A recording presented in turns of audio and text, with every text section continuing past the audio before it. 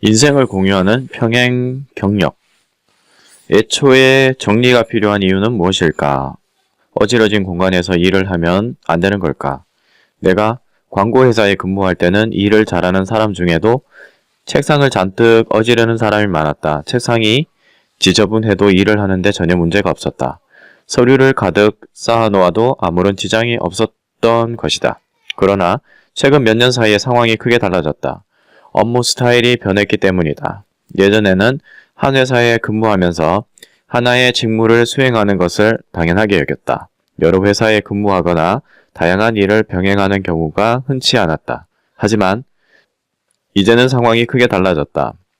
겸업을 하거나 같은 회사 내에서도 여러 업무를 담당하는 새로운 업무 스타일이 등장했다. 이를 평행 경력, parallel career라고 한다. 내 지인 중에는 여러 회사의 홍보 업무를 담당하고 있는 이가 있는데 요일별로 출근하는 회사가 다르다. 또 다른 친구는 겸이 많은 업무가 늘면서 명함에 소속 부서 3곳을 모두 표기하게 되자 여백이 부족해 다 적을 수가 없다며 투덜대기도 했다. 나도 예외가 아니라서 업무상 다양한 역할을 수행하고 있다. 본업인 신규 사업 및 신상품 콘셉트 개발뿐만 아니라 나고야 상과대학 비즈니스 스쿨 부교수로서의 교육 업무, 일반 사단법인 비즈니스 모델 이노베이션 협회 대표이사로서의 협회 운영, 그리고 비즈니스 모델 학회의 집행 임원으로서 학회 운영까지 맡고 있다. 게다가 자사의 신규 사업인 자파 매장이나 교육 사업 설립과 관련하여 사업 프로듀서로서의 업무도 담당하고 있다. 다수의 업무를 동시에 수행하는 평행 경력을 쌓고 있는 셈이다. 이러한 업무 스타일이 확산되는 배경 중 하나로 기업을 둘러싼 경제 상황을 들 수 있다. 더 이상 남편의 수입만으로는 가게를 지탱할 수 없어 맞벌이 가정이 당연시된 것처럼 이제는 한 회사에 근무하며 받는 월급만으로는 가게를 유지할 수 없게 된 것이다. 즉, 이제는 여러 회사에서 들어오는 수입으로 가게를 유지해야 하는 시대가 되었다. 전문가 한 명의 수입을 한 회사에서 전부 확보할 수 없어 여러 회사가 그 전문가를 공유하는 전문 기술의 공유 경제, 쉐어링 이코노미가 대두하기 시작한 것이다. 그러나 평행 경력의 목적은 단지 수입을 얻는 것만이 아니다. 평행 경력을 쌓는 사람은 스스로 사명감을 갖고 여러 프로젝트에 참여함으로써 경제적 풍요뿐만 아니라 정신적 풍요까지 추구한다.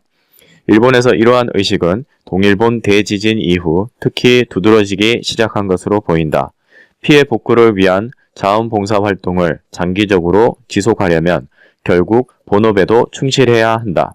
언제까지고 자신의 일을 등한시한 채 자원봉사에만 몰두할 수는 없는 노릇이기 때문이다. 아마 본업과 적당히 타협해가며 자원봉사에 참여한 사람이 많았을 것이다. 그러다가 사람들은 이러한 경험을 자신의 본업에도 활용할 수 있다는 것을 깨닫기 시작했다.